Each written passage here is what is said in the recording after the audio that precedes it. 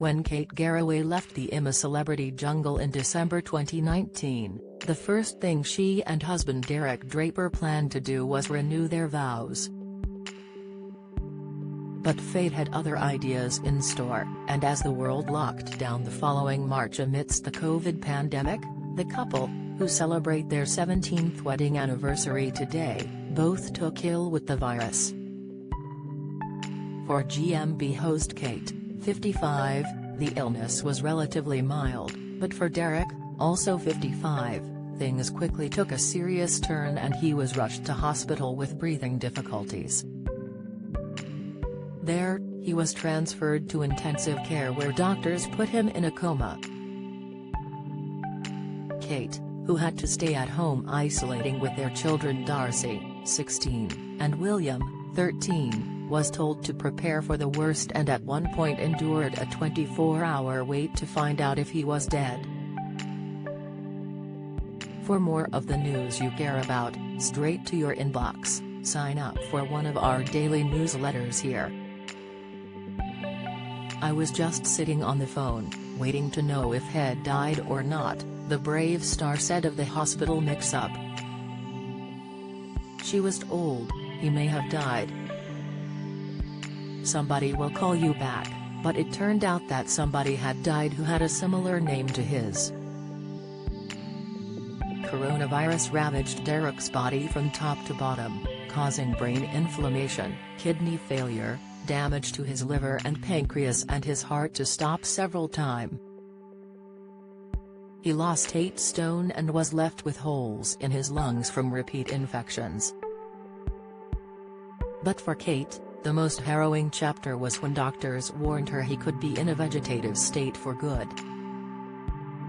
The very worst moment was when they said he could be locked in forever, she told the Sunday Times. And I just thought, this is a horror story. I don't know if he'll ever have any kind of life again. We just don't know. Determined to find a way through, Kate would play Derek's favorite music down the phone, and when he finally regained consciousness in July, she and the children saw him for the first time in 4 months. His ventilator was removed that October, but his first word was pain. It would be another 6 months before he was deemed well enough to return to their North London home, which Kate spent thousands adapting. She installed a wheelchair ramp and converted the garage into a ground-floor wet room. She also created a bedroom for Derek and his medical equipment and told how he would need 24-hour care. The journalist said her beloved husband would die in just 3 days if left unaided. In an advert for her documentary, Finding Derek, Kate said, "I'm very protective of people seeing him vulnerable, but this is the reality of life for people that are caring. The person he is now, in many ways, is a stranger." Unable to speak and sleeping 20 hours a day, Derek was forced to stop working as a psychotherapist, leaving Kate as the sole earner. It took months for him just to be able to say, "I love you." It's devastated him, Kate told Piers Morgan. From the top of his head to the tip of his toe. His digestive system, his liver, his kidneys, his heart, his nervous system. We're pretty sure that the inflammation did pass through the brain. He still can't communicate, he still has issues with mobility. Fundamentally, Hess in a terrible state. Look, Hess alive, Kate said. The former political lobbyist, who is the nation's worst affected living COVID patient, is essentially trapped by a brain that is no longer his friend, and says he is fighting to get out. Earlier this year, Derek went to the US to undergo a medical trial, but he was taken seriously ill over summer when he contracted sepsis and had to undergo emergency surgery on his kidneys.